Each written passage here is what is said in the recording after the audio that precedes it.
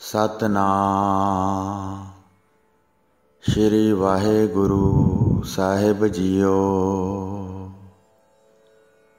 परम सन्मानयोग गुरु रूप गुरु खालसा साध संगत जी, वाहेगुरु जी का खालसा वाहेगुरु जी की फतेह। हरिपुर दा राजा अते उसकी महाराणी अते सैना सारे श्री गुरु अमरदास जी के दर्शन करने वास्ते गोइंदवाल नगरी चल के आए। श्री गुरु अमरदास जी ने किरपा करके कहा, पहला लंगर विच सारे भोजन छकण, जिन्ने भी राजे दे संगी मनुख हन वो सारे नाल लै आउण, पर इस्त्री कोई ना आवे। यह सुन के भाई सावन मल ने फिर बेनती की, हे सुखां दे दाते गुरु जी महाराज, ये सारियां इस्त्रियां चित्त विच बहुत आस अते प्रेम धारण करके इकट्ठियां हो के राजे नाल आईयां हन।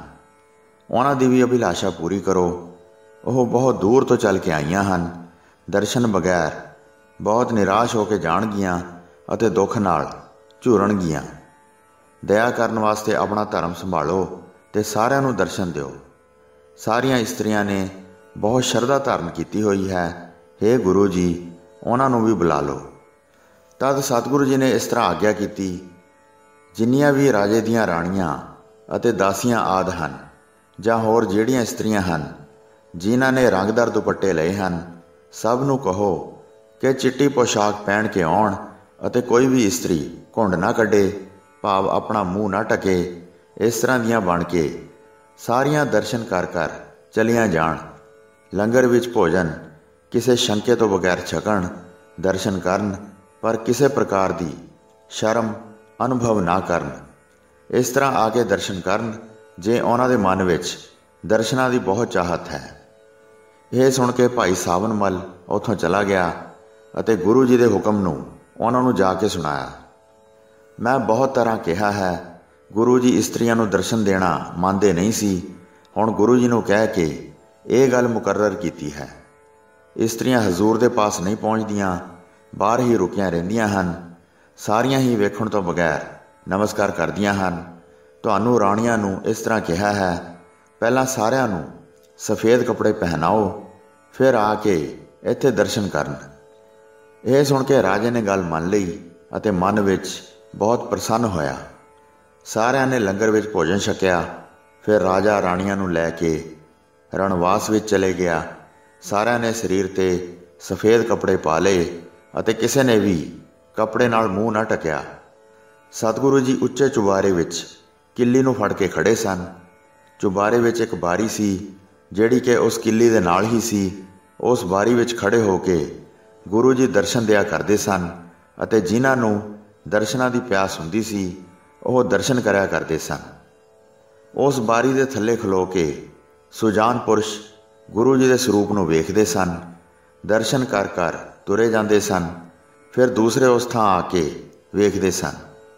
देशी विदेशी वड्डे निक्के सारी संगत इस रीति अनुसार ही आके दर्शन करती सी।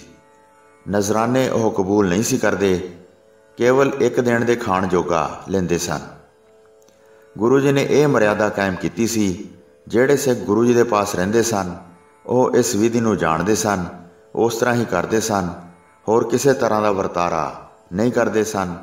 फिर राजा भी उस थां आ गया, सामने खड़ा होकर गुरु जी के दर्शन किए अते हथ जोड़ के वंदना की। फिर बेनती करके उत्तम अते काफ़ी मात्रा विच नजराने गुरु जी नूं अर्पण करन लगा। सिखां ने उसनूं चंगी तरह समझाया। फिर वह नमस्कार करके अगे चल पिया। फिर वजीरां ते सैना दे महान लोगों ने सतगुरु जी के दर्शन किए। फिर पटराणी ने होर इस्त्रियां समेत सफ़ेद कपड़िਆਂ विच वंदना की। दोवें हथ जोड़ के प्रणाम कर करके आउंदियां जांदियां सन। एक राणी जद सामने आई तां कपड़े नाल झट उसने अपना मूँह छुपा लिया। वह नवीं नवीं सी, इसलिए वह शर्मा गई अते मूर्ख गुरु जी के बचनां नूं भुल गई। उस वल वेख के सतगुरु जी सह सुभा बोले, यह कमली किस कारण आई है? जे साडे दर्शन इसनूं चंगे नहीं लगे हन। फौरन सुध बुध गवा बैठी, कपड़े ला के वगा के मारे ਅਤੇ ਅਚਾਨਕ ਭੱਜ ਕੇ ਬਾਹਰ ਨੂੰ ਚਲੇ ਗਈ। ਲੋਕ ਇਕੱਠੇ ਹੋ ਕੇ ਘੇਰਨ ਲੱਗੇ। ਜਦ ਰਾਜੇ ਨੇ ਗੁਰੂ ਜੀ ਦੇ ਬਚਨਾਂ ਦਾ ਬਿਰਤਾਂਤ ਸੁਣਿਆ ਤਾਂ ਉਹ ਡਰ ਕੇ ਦਿਲ ਵਿੱਚ ਬਹੁਤ ਹੈਰਾਨ ਹੋਇਆ। ਅਜਿਹੇ ਸਫਲੇ ਬਚਨਾਂ ਨੂੰ ਸੁਣ ਕੇ ਬੜੀ ਸ਼ਰਧਾ ਵਧੀ। ਗੁਰੂ ਜੀ ਦੇ ਬਚਨ ਅਜਿਹੇ ਨਿਸ਼ਾਨੇ 'ਤੇ ਪਏ ਜਿਵੇਂ ਸ਼੍ਰੀ ਰਾਮਚੰਦਰ ਜੀ ਦੇ ਬਾਣ ਤੋਂ ਨਿਕਲੇ ਤੀਰ ਖਾਲੀ ਨਹੀਂ ਸੀ ਜਾਂਦੇ। ਰਾਜਾ ਕਈ ਦਿਨ ਉੱਥੇ ਠਹਿਰਿਆ। ਰੋਜ਼ ਦਰਸ਼ਨ ਕਰਕੇ ਬੜੇ ਪ੍ਰੇਮ ਨਾਲ ਬੰਦਨਾ ਕਰਦਾ ਸੀ। ਕਮਲੀ ਰਾਣੀ ਦਾ ਕਿਤੇ ਪਤਾ ਨਹੀਂ ਲੱਗਾ। ਉਹ ਛੇਤੀ ਨਾਲ ਜੰਗਲ ਨੂੰ ਚਲੀ ਗਈ ਸੀ। ਸਾਰੇ ਅਮੀਰਾਂ ਵਜ਼ੀਰਾਂ ਸਹਿਤ ਗੁਰੂ ਜੀ ਦੇ ਲੰਗਰ ਵਿੱਚ ਭੋਜਨ ਛਕਦਾ ਰਿਹਾ। ਅਵੱਗਿਆ ਤੋਂ ਹਮੇਸ਼ਾ ਹੀ ਡਰਦਾ ਸੀ ਕਿ ਕੋਈ ਗਲਤੀ ਨਾ ਹੋ ਜਾਵੇ। ਮਨ ਵਿੱਚ ਹਮੇਸ਼ਾ ਬੜਾ ਨਿਮਰ ਰਹਿੰਦਾ ਸੀ। ਕਈ ਦਿਨ ਠਹਿਰ ਕੇ ਵਿਦਾ ਹੋਣ ਲੱਗਾ। ਫਿਰ ਸਤਿਗੁਰੂ ਜੀ ਨੇ ਉਸ ਨੂੰ ਆਗਿਆ ਕੀਤੀ, ਸਾਵਨ ਮੱਲ ਤੁਹਾਡਾ ਗੁਰੂ ਹੈ, ਇਸ ਨੂੰ ਸਦਾ ਹੀ ਹਿੱਤ ਕਰਕੇ ਮੰਨੋ। ਤੁਹਾਡਾ ਪੁੱਤਰ ਜਿਉਂਦਾ ਕੀਤਾ ਅਤੇ ਤੁਹਾਡੀਆਂ ਕਈ ਹੋਰ ਕਾਮਨਾਵਾਂ ਇਹ ਪਹਿਲਾਂ ਹੀ ਪੂਰੀਆਂ ਕਰ ਚੁੱਕਾ ਹੈ। ਹੁਣ ਵੀ ਸਾਰਿਆਂ ਨੂੰ ਮੂੰਹ ਮੰਗੀ ਮੁਰਾਦ ਦੇਵੇਗਾ। ਇਸ 'ਤੇ ਸ਼ਰਧਾ ਧਾਰਨ ਨਾਲ ਸਾਰੇ ਕਸ਼ਟ ਦੂਰ ਹੋਣਗੇ। ਤੁਹਾਡੇ ਸਾਰੇ ਦੇਸ਼ ਦਾ ਇਹ ਗੁਰੂ ਹੈ। ਪਹਿਲਾਂ ਵਾਂਗ ਹੀ ਪ੍ਰੇਮ ਕਰਕੇ ਇਸ ਦੀ ਸੇਵਾ ਕਰੋ। ਰਾਜੇ ਨੇ ਹੱਥ ਜੋੜ ਕੇ ਇਹ ਗੱਲ ਮੰਨ ਲਈ ਅਤੇ ਕਿਹਾ, ਅਸੀਂ ਸਦਾ ਹੀ ਉਸ ਦੀ ਆਗਿਆ ਅਨੁਸਾਰ ਹਾਂ।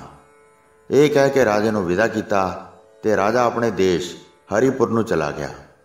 ਇੱਕ ਸੇਵਕ ਸਦਾ ਲੰਗਰ ਵਾਸਤੇ ਜੰਗਲ ਵਿੱਚ ਜਾ ਕੇ ਲੱਕੜਾਂ ਦੀ ਪੰਡ ਲਿਆਉਂਦਾ ਸੀ। ਉਸ ਦੀ ਕੇਵਲ ਸਤਿਗੁਰੂ ਜੀ ਦੇ ਚਰਨ ਕਮਲਾਂ ਨਾਲ ਹੀ ਪ੍ਰੀਤ ਸੀ।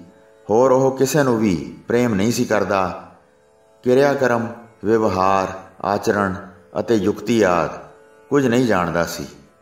ਪੜ੍ਹਨ, ਸੁਣਨ, ਬੋਲਣ, ਮਿਲਣ, ਦੇਣ ਲੈਣ ਕੁਝ ਨਹੀਂ ਜਾਣਦਾ ਸੀ। ਭਾਵ ਬਿਲਕੁਲ ਸਿੱਧਾ ਸਾਦਾ ਸੀ। ਜਾਪ ਮੰਤਰ ਕੁਝ ਵੀ ਜਪਣਾ ਨਹੀਂ ਸੀ ਜਾਣਦਾ। ਸੇਵਾ ਕਰਨ ਵਿੱਚ ਹੀ ਉਸਨੇ ਪ੍ਰੇਮ ਧਾਰਨ ਕੀਤਾ ਹੋਇਆ ਸੀ। ਹਰ ਵੇਲੇ ਮੁਖ ਤੋਂ ਸੱਚਣ ਸੱਚ ਬੋਲਦਾ ਰਹਿੰਦਾ ਸੀ। ਦੂਸਰੀ ਕੋਈ ਗੱਲ ਕੰਨ ਵਿੱਚ ਧਰਦਾ ਨਹੀਂ ਸੀ। ਉੱਠਦਾ ਬੈਠਦਾ, ਆਉਂਦਾ ਜਾਂਦਾ, ਜੰਗਲ ਵਿੱਚ, ਨਗਰ ਵਿੱਚ, ਸਭ ਥਾਈਂ ਸੱਚਣ ਸੱਚ ਬਚਨ ਦਾ ਹੀ ਉਚਾਰਨ ਕਰਦਾ ਸੀ ਅਤੇ ਮਨ ਵਿੱਚ ਹਰ ਵੇਲੇ ਸਤਿਗੁਰੂ ਜੀ ਦਾ ਧਿਆਨ ਰੱਖਦਾ ਸੀ। ਸਾਰੀ ਸਿੱਖ ਸੰਗਤ ਨੇ ਉਸ ਦੇ ਇਸ ਬਾਰ-ਬਾਰ ਕਹੇ ਸੱਚਣ ਸੱਚ ਸ਼ਬਦ ਸੁਣ ਕੇ ਉਸ ਦਾ ਨਾਂ ਹੀ ਸੱਚਣ ਸੱਚ ਰੱਖ ਦਿੱਤਾ। ਉਸ ਉੱਤੇ ਬੜੇ ਪਿਆਰ ਨਾਲ ਬਹੁਤ ਦਇਆ ਕਰਦੇ ਸਨ ਅਤੇ ਹਿਰਦੇ ਵਿੱਚ ਪ੍ਰਸੰਨ ਹੋ ਕੇ ਬਹੁਤ ਹੱਸਦੇ ਸਨ ਅਤੇ ਕਹਿੰਦੇ ਸਨ, ਆਵੋ ਸੱਚਣ ਸੱਚ। ਬਾਅਦ ਵਿੱਚ ਉਸ ਦੀ ਸੇਵਾ ਵੇਖ ਕੇ ਬਹੁਤ ਸ਼ਲਾਘਾ ਕਰਦੇ ਸਨ। ਆਗਿਆ ਮੰਨ ਕੇ ਲੱਕੜਾਂ ਲਿਆਉਂਦਾ ਸੀ। ਜੋ ਵੀ ਸਿੱਖ ਕਹਿੰਦੇ ਸਨ ਆਗਿਆ ਨਹੀਂ ਮੋੜਦਾ ਸੀ। ਇਸ ਤਰ੍ਹਾਂ ਸੰਗਤ ਦੀ ਨਿੱਤ ਉਸ ਉੱਤੇ ਖੁਸ਼ੀ ਹੁੰਦੀ ਸੀ ਅਤੇ ਸਤਿਗੁਰੂ ਜੀ ਨੇ ਵੀ ਦਿਲ ਵਿੱਚ ਬੜੀ ਕਿਰਪਾ ਧਾਰੀ ਸੀ। ਜਿਸ ਉੱਤੇ ਬਹੁਤੇ ਸਿੱਖ ਪ੍ਰਸੰਨ ਰਹਿਣ ਉਸ ਉੱਤੇ ਗੁਰੂ ਜੀ ਵੀ ਪ੍ਰਸੰਨ ਰਹਿੰਦੇ ਹਨ। ਜਿਸ ਉੱਤੇ ਗੁਰੂ ਜੀ ਦੀ ਕਿਰਪਾ ਹੁੰਦੀ ਹੈ ਉਸ 'ਤੇ ਸਮਝੋ ਤਿੰਨਾਂ ਲੋਕਾਂ ਦੇ ਮਾਲਕ ਪ੍ਰਭੂ ਜੀ ਦਿਆਲ ਹੁੰਦੇ ਹਨ। ਪ੍ਰਭੂ ਜਿਸ 'ਤੇ ਦਿਆਲ ਹੁੰਦੇ ਹਨ ਉਸ ਉੱਤੇ ਸਾਰੀ ਕਾਇਨਾਤ ਦੇ ਚੇਤਨ ਅਤੇ ਜੜ ਸਮੂਹ ਵੀ ਕਿਰਪਾ ਕਰਦੇ ਹਨ। ਸੱਚਣ ਸੱਚ ਆਪਣੇ ਉੱਤੇ ਕੰਬਲ ਲੈਂਦਾ ਸੀ, ਜਿਸ ਕਰਕੇ ਉਸ ਨੂੰ ਭੂਰੀ ਵਾਲਾ ਕਹਿੰਦੇ ਸਨ। ਉਹ ਸਦਾ ਹੀ ਲੰਗਰ ਦੀ ਸੇਵਾ ਕਰਦਾ ਸੀ ਅਤੇ ਲੰਗਰ ਵਾਸਤੇ ਬਾਲਣ ਲਿਆਉਣ ਦਾ ਕੰਮ ਕਰਦਾ ਸੀ। ਇਸ ਲਈ ਉਹ ਸਦਾ ਜੰਗਲ ਵਿੱਚ ਜਾਂਦਾ ਸੀ। ਇੱਕ ਦਿਨ ਉਹ ਬਾਲਣ ਦੀ ਪੰਡ ਬੰਨ੍ਹਣ ਵਾਸਤੇ ਜੰਗਲ ਵਿੱਚ ਗਿਆ। ਉਸ ਨੂੰ ਵੇਖ ਕੇ ਹਰੀਪੁਰ ਰਾਜੇ ਦੀ ਪਾਗਲ ਇਸਤਰੀ ਬੜਾ ਭਿਆਨਕ ਰੂਪ ਬਣਾ ਕੇ ਉਸ ਵੱਲ ਦੌੜੀ ਆਈ। ਉਸ ਰਾਣੀ ਦੇ ਸਿਰ ਦੇ ਵਾਲ ਚਾਰੇ ਪਾਸੇ ਖਿਲਰੇ ਹੋਏ ਸਨ ਅਤੇ ਸਰੀਰ ਦੇ ਸਾਰੇ ਅੰਗ ਨੰਗੇ ਸਨ। ਅਜਿਹੀ ਡਰਾਉਣੀ ਸ਼ਕਲ ਬਣਾ ਕੇ ਨਿਤ ਜੰਗਲ ਵਿੱਚ ਫਿਰਦੀ ਸੀ। ਸੱਚਣ ਸੱਚ ਨੂੰ ਵੇਖ ਕੇ ਉਸ ਨੂੰ ਆ ਫੜਿਆ, ਗਲ ਨਾਲ ਲਿਪਟ ਗਈ। ਉਸ ਦੇ ਮੁਖ ਨੂੰ ਦੰਦਾਂ ਨਾਲ ਕੱਟਦੀ ਸੀ ਅਤੇ ਨੋਹਾਂ ਨਾਲ ਉਸ ਦੇ ਸਾਰੇ ਸਰੀਰ ਨੂੰ ਜ਼ਖਮੀ ਕਰ ਰਹੀ ਸੀ। ਉਹ ਛੁਟਕਾਰਾ ਚਾਹੁੰਦਾ ਸੀ, ਆਪਣਾ ਬਹੁਤ ਜ਼ੋਰ ਲਾਇਆ, ਪਰ ਜਦ ਉਸਨੇ ਫਿਰ ਨਾ ਛੱਡਿਆ ਤਾਂ ਸੱਚਣ ਸੱਚ ਬਹੁਤ ਡਰ ਗਿਆ। ਸੱਚਣ ਸੱਚ ਜ਼ਖਮੀ ਹੋ ਗਿਆ। ਖੂਨ ਬਹੁਤ ਸਿੰਮਿਆ। ਉਸ ਪਾਸੋਂ ਛੁੱਟਣ ਲਈ ਬਹੁਤ ਯਤਨ ਕਰ ਰਿਹਾ ਸੀ। ਮਸਾਂ ਉਸ ਨੂੰ ਪਰਾਂ ਕੀਤਾ ਜਦ ਆਪਣਾ ਬਹੁਤ ਜ਼ੋਰ ਲਾਇਆ। ਫਿਰ ਇੱਕ ਵੱਡੀ ਲੱਕੜੀ ਹੱਥ ਵਿੱਚ ਫੜੀ ਤੇ ਇੱਕ ਦੋ ਮਾਰ ਕੇ ਉਸ ਨੂੰ ਡਰਾਇਆ। ਫਿਰ ਛੱਡ ਕੇ ਉਹ ਜੰਗਲ ਵੱਲ ਚਲੀ ਗਈ। ਬਹੁਤ ਜ਼ਿਆਦਾ ਪਾਗਲ ਸੀ ਤੇ ਕਿਸੇ ਪ੍ਰਕਾਰ ਦੀ ਵੀ ਸੋਝੀ ਨਹੀਂ ਸੀ। ਸੱਚਣ ਸੱਚ ਨੇ ਡਰਦੇ ਡਰਦੇ ਕੁਝ ਬਾਲਣ ਇਕੱਠਾ ਕੀਤਾ ਤੇ ਤੁਰੰਤ ਪੰਡ ਬੰਨ੍ਹ ਕੇ ਸਿਰ ਤੇ ਰੱਖ ਕੇ ਨਗਰ ਵੱਲ ਚਲਾ ਗਿਆ। ਅੱਗੇ ਵੱਲ ਤੁਰਿਆ ਜਾਂਦਾ ਸੀ, ਪਰ ਇੰਨਾ ਡਰਿਆ ਹੋਇਆ ਸੀ ਕਿ ਬਾਰ-ਬਾਰ ਪਿੱਛੇ ਵੇਖਦਾ ਸੀ ਕਿ ਫਿਰ ਨਾ ਆ ਜਾਵੇ। ਗੋਇੰਦਵਾਲ ਆ ਕੇ ਪਹੁੰਚ ਗਿਆ। ਖੂਨ ਸਿਮ ਰਿਹਾ ਸੀ ਤੇ ਬਾਲਣ ਬਹੁਤ ਥੋੜ੍ਹਾ ਸੀ। ਸਾਰੇ ਲੋਕਾਂ ਨੇ ਵੇਖ ਕੇ ਪੁੱਛਿਆ, ਤੇਰੀ ਇਹ ਹਾਲਤ ਕਿਸ ਨੇ ਬਣਾ ਦਿੱਤੀ ਹੈ? ਕਿੱਥੇ ਗਿਆ ਸੀ? ਸ਼੍ਰੀ ਸਤਿਗੁਰੂ ਜੀ ਨੇ ਉਸ ਨੂੰ ਆਪਣੇ ਪਾਸ ਬੁਲਾਇਆ ਤੇ ਪੁੱਛਿਆ, ਇਹ ਕੁਝ ਕਿੱਥੇ ਹੋਇਆ ਹੈ? ਕਿਸੇ ਨੇ ਤੇਰੇ ਸਰੀਰ 'ਤੇ ਜ਼ਖਮ ਕੀਤੇ ਹਨ? ਕਿਸ ਨੇ ਤੈਨੂੰ ਮਾਰਿਆ ਹੈ? ਲਹੂ ਸਿਮ ਰਿਹਾ ਹੈ ਅਤੇ ਦਿਲ ਵਿੱਚ ਤੂੰ ਭੈਭੀਤ ਹੈ। ਤੇਰੇ ਨਾਲ ਕੌਣ ਲੜਿਆ ਹੈ? ਕਿਸ ਨੇ ਇਹ ਰੁਕਾਵਟ ਪਾਈ ਹੈ ਅਤੇ ਜੰਗਲ ਵਿੱਚੋਂ ਥੋੜ੍ਹੀਆਂ ਲੱਕੜਾਂ ਕਿਉਂ ਲੈ ਕੇ ਆਇਆ ਹੈ? ਬਾਹਰ ਗਏ ਨੂੰ ਤੈਨੂੰ ਇੰਨੀ ਦੇਰ ਕਿਉਂ ਲੱਗੀ ਹੈ? ਆਪਣਾ ਸਾਰਾ ਬ੍ਰਿਤਾਂਤ ਸਾਨੂੰ ਸੁਣਾਓ। ਸਤਿਗੁਰੂ ਜੀ ਦੇ ਅੱਗੇ ਹੱਥ ਜੋੜ ਕੇ ਕਿਹਾ, ਜੰਗਲ ਵਿੱਚ ਇੱਕ ਬਲਾ ਰਹਿੰਦੀ ਹੈ। ਉਸਦੇ ਵਾਲ ਖਿਲਰੇ ਹਨ, ਸਾਰੇ ਅੰਗ ਨੰਗੇ ਹਨ। ਮੈਨੂੰ ਵੇਖ ਕੇ ਝੱਟ ਆ ਗਈ, ਆ ਕੇ ਮੇਰੇ ਗਲ ਨਾਲ ਚੰਬੜ ਗਈ ਅਤੇ ਦੰਦਾਂ ਅਤੇ ਨੋਹਾਂ ਨਾਲ ਮੈਨੂੰ ਕੱਟਿਆ। ਮਸਾਂ ਮੈਂ ਆਪਣੇ ਆਪ ਨੂੰ ਬਚਾਇਆ ਹੈ। ਮੇਰਾ ਹੁਣ ਉਸ ਪਾਸੇ ਜਾਣਾ ਬਣਦਾ ਨਹੀਂ ਹੈ। ਉਹ ਭੱਜ ਕੇ ਮੈਨੂੰ ਫੜ ਲਵੇਗੀ ਅਤੇ ਮੇਰੇ ਪ੍ਰਾਣ ਕੱਢ ਲਵੇਗੀ। ਉਸਨੇ ਮੈਨੂੰ ਬਾਲਣ ਨਹੀਂ ਲੈਣ ਦਿੱਤਾ, ਕਿਉਂਕਿ ਉਸ ਨੂੰ ਵੇਖ ਕੇ ਹਿਰਦੇ ਵਿੱਚ ਬੜਾ ਡਰ ਪੈਦਾ ਹੁੰਦਾ ਸੀ। ਚੰਗੇ ਭਾਗ ਕਰਕੇ ਛੁਟਕਾਰਾ ਹੋ ਗਿਆ ਹੈ, ਨਹੀਂ ਤਾਂ ਉਸ ਥਾਂ ਹੀ ਮਾਰ ਦਿੰਦੀ। ਮੈਂ ਬਹੁਤ ਪੁਕਾਰ ਕੀਤੀ, ਪਰ ਕੋਈ ਵੀ ਮਨੁੱਖ ਨੇੜੇ ਨਹੀਂ ਸੀ ਜਿਹੜਾ ਆ ਕੇ ਜ਼ੋਰ ਲਾ ਕੇ ਮੈਨੂੰ ਛੁਡਾ ਲੈਂਦਾ। ਮੈਂ ਕਿਸੇ ਹੋਰ ਪਾਸੇ ਬਾਲਣ ਲੈਣ ਵਾਸਤੇ ਜਾਵਾਂਗਾ। ਇੱਧਰ ਅੱਜ ਜੋ ਮੇਰੇ ਨਾਲ ਹੋਈ ਸੋ ਹੋਈ। ਇਹ ਸੁਣ ਕੇ ਸ਼੍ਰੀ ਗੁਰੂ ਅਮਰਦਾਸ ਜੀ ਨੇ ਕਿਹਾ, ਡਰਨ ਦੀ ਕੋਈ ਲੋੜ ਨਹੀਂ। ਉਹ ਕੋਈ ਬਲਾ ਨਹੀਂ ਹੈ। ਉਹ ਹਰੀਪੁਰ ਦੇ ਰਾਜੇ ਦੀ ਰਾਣੀ ਹੈ। ਉਹ ਪਾਗਲ ਹੋ ਗਈ ਹੈ ਤੇ ਉਸ ਨੂੰ ਕੋਈ ਸੋਝੀ ਨਹੀਂ ਹੈ। ਜਾਂ ਕੱਲ੍ਹ ਨੂੰ ਮੇਰੀ ਇੱਕ ਖੜਾਮ ਲੈ ਜਾ। ਜਦ ਤੇਰੇ ਵੱਲ ਦੌੜ ਕੇ ਆਵੇ, ਖੜਾਮ ਨੂੰ ਉਹਦੇ ਸਿਰ ਵਿੱਚ ਮਾਰੋ। ਉਸੇ ਵੇਲੇ ਰਾਜ਼ੀ ਹੋ ਜਾਏਗੀ, ਫਿਰ ਉਸ ਨੂੰ ਆਪਣੇ ਨਾਲ ਲਿਆਉਣਾ। ਇਹ ਸੁਣ ਕੇ ਸਾਰੀ ਸੰਗਤ ਬਹੁਤ ਹੈਰਾਨ ਹੋਈ ਤੇ ਸੱਚਣ ਸੱਚ ਨੂੰ ਕਹਿਣ ਲੱਗੀ, ਹੁਣ ਨਾ ਡਰੋ, ਉਸ ਪਾਸੇ ਜਾਓ। ਰਾਤ ਬਤੀਤ ਕਰਕੇ ਉਸ ਥਾਂ ਗਿਆ। ਸੱਚਣ ਸੱਚ ਨੂੰ ਦੂਰੋਂ ਹੀ ਵੇਖ ਕੇ ਚੀਕਾਂ ਮਾਰਨ ਲੱਗ ਗਈ। ਅਜਿਹੀ ਡਰਾਉਣੀ ਸ਼ਕਲ ਸੀ ਕਿ ਵੇਖੀ ਨਹੀਂ ਸੀ ਜਾ ਸਕਦੀ। ਉੱਚੀਆਂ ਛਾਲਾਂ ਮਾਰਦੀ ਉਸੇ ਵੇਲੇ ਦੌੜ ਕੇ ਸੱਚਣ ਸੱਚ ਦੇ ਨੇੜੇ ਆ ਗਈ। ਜਦ ਹੱਥਾਂ ਨਾਲ ਝਪੱਟਾ ਮਾਰਨ ਵਾਸਤੇ ਉੱਚੀ ਦਿੱਤੀ ਉਛਲੀ ਤਾਂ ਸੱਚਣ ਸੱਚ ਨੇ ਉਸ ਦੇ ਸਿਰ ਵਿੱਚ ਖੜਾਮ ਮਾਰੀ। ਗੁਰੂ ਜੀ ਦੀ ਜੁੱਤੀ ਛੂੰਹਦਿਆਂ ਹੀ ਸੋਝੀ ਆ ਗਈ। ਆਪਣੇ ਸਰੀਰ ਨੂੰ ਸੰਭਾਲ ਕੇ ਬੈਠ ਗਈ। ਆਪਣੇ ਸਾਰੇ ਅੰਗਾਂ ਨੂੰ ਨੰਗਾ ਸਮਝ ਕੇ ਚਿੱਤ ਵਿੱਚ ਅਤ ਸ਼ਰਮਸਾਰ ਹੋ ਕੇ ਸੁੰਗੜ ਗਈ। ਉਹ ਵਾਰਤਾ ਯਾਦ ਕਰਨ ਲੱਗੀ ਜਦ ਗੁਰੂ ਜੀ ਨੇ ਕਮਲੀ ਸ਼ਬਦ ਦਾ ਉਚਾਰਨ ਕੀਤਾ ਸੀ। ਕਹਿਣ ਲੱਗੀ, ਹੇ ਗੁਰਸਿੱਖ, ਮੈਨੂੰ ਕੋਈ ਕੱਪੜਾ ਦਿਓ ਤਾਂ ਕਿ ਮੈਂ ਆਪਣੇ ਸਰੀਰ ਦੇ ਨੰਗੇਜ਼ ਨੂੰ ਢੱਕ ਲਵਾਂ। ਮੈਂ ਗੁਰੂ ਜੀ ਪਾਸ ਜਾ ਕੇ ਆਪਣਾ ਅਪਰਾਧ ਜੋ ਮੈਂ ਗੁਰੂ ਜੀ ਦਾ ਹੁਕਮ ਨਾ ਮੰਨ ਕੇ ਕੀਤਾ ਸੀ ਬਖਸ਼ਾ ਲਵਾਂਗੀ। ਮੈਂ ਬਹੁਤ ਦੁੱਖ ਪਾਇਆ ਹੈ। ਹੁਣ ਮੈਨੂੰ ਸਰੀਰ ਦੀ ਸੋਝੀ ਹੋਈ ਹੈ। ਗੁਰੂ ਜੀ ਦੇ ਦਰਸ਼ਨ ਕਰਨ ਨਾਲ ਸਾਰੇ ਦੋਸ਼ ਦੂਰ ਹੋ ਜਾਣਗੇ। ਹੁਣ ਤੂੰ ਮੈਨੂੰ ਨਗਰ ਵਿੱਚ ਲੈ ਚੱਲ। ਇਹ ਸੁਣ ਕੇ ਸੱਚਣ ਸੱਚ ਨੇ ਆਪਣੀ ਕੰਬਲੀ ਉਸ ਨੂੰ ਦੇ ਦਿੱਤੀ, ਜਿਸ ਨੂੰ ਉੱਪਰ ਲੈ ਕੇ ਉਸਨੇ ਆਪਣੇ ਸਰੀਰ ਨੂੰ ਢੱਕ ਲਿਆ। ਦੋਵੇਂ ਵੱਡੇ ਭਾਗਾਂ ਵਾਲੇ ਭਾਵ ਸੱਚਣ ਸੱਚ ਤੇ ਰਾਣੀ ਨਗਰ ਵਿੱਚ ਪਹੁੰਚ ਕੇ ਸਤਿਗੁਰੂ ਜੀ ਦੇ ਅੱਗੇ ਜਾ ਖਲੋਤੇ।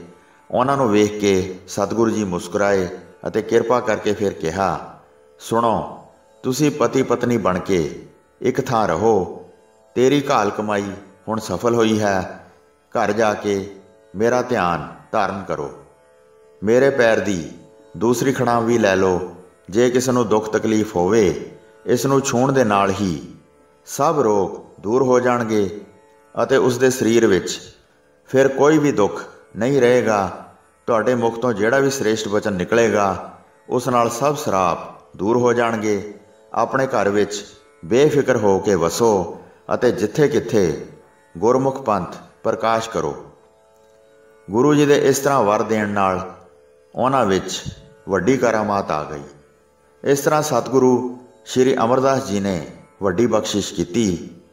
ਸੱਚਣ ਸੱਚ ਵਰਗਾ ਸਧਾਰਨ ਵਿਅਕਤੀ ਜੋ ਕੁਝ ਵੀ ਨਹੀਂ ਸੀ, ਉਸ ਨੂੰ ਸੁਮੇਰ ਪਰਬਤ ਵਰਗਾ ਉੱਚਾ ਕਰ ਦਿੱਤਾ ਅਤੇ ਉਸ ਦੀ ਘਾਲ ਕਮਾਈ ਸਫਲ ਹੋਈ।